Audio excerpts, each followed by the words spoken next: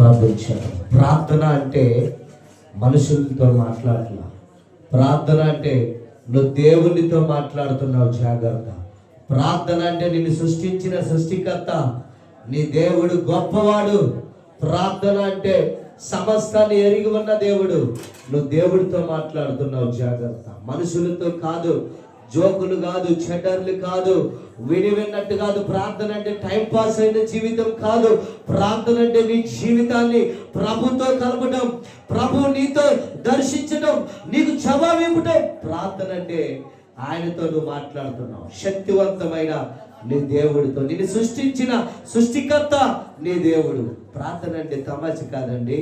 ప్రార్థన అంటే ఏదో వచ్చాము, ఏదో 4 ముక్కలు అంటే కాదు. ప్రార్థన అంటే దేవునితో నువ్వు మాట్లాడుతున్నావు. జాగ్రత్త. మందిరములో నీ ప్రవర్తన జాగ్రత్త. మందిరములో నీ యొక్క విశ్వాసం ఎలా ఉంది, నీ తలంపు ఎలా ఉంది, మందిరములో నీ స్థితి ఎలా ఉందో జాగ్రత్త. ఈ సండే, ఈ రాత్రి దేవుడు నీకు చెప్తున్నాడు, ప్రార్థన అంటే మనుషులతో ముచ్చట్లు కాదు. ప్రార్థన అంటే లోకము పక్కన వాళ్ళతో వ్యవహారం కాదు. ప్రార్థన అంటే నిన్ను సృష్టించిన సృష్టికర్తతో నువ్వు మాట్లాడుతున్నావు. జాగ్రత్త.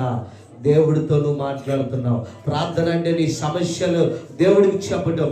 ప్రార్థన అంటే నీ బలహీనతలు దేవుడికి అప్పచెప్పినప్పుడు ఆయన నీ సమస్యలను తీర్చువాడు, గొప్ప శక్తిమంతుడు. ప్రార్థన చేద్దాం అందరం తలలు వంచి. ఆకాశం